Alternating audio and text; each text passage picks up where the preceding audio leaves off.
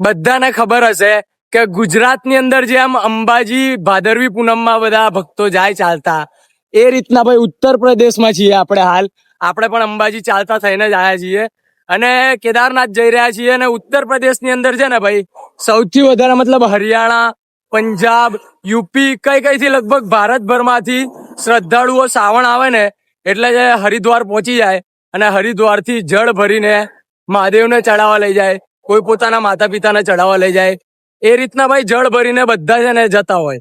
તો લગભગ આજે લાસ્ટ ડે હતો.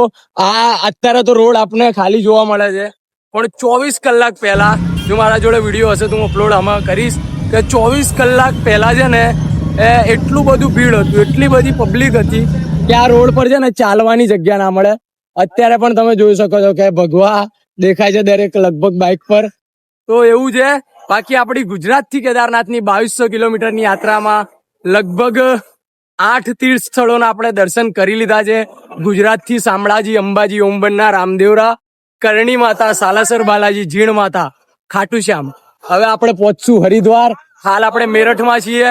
હરિદ્વારથી આપણે જશું કેદારનાથ. એટલે હું પણ દર્શન કરીશ, તમને બધાને પણ કરાવીશ. બરાબર છે?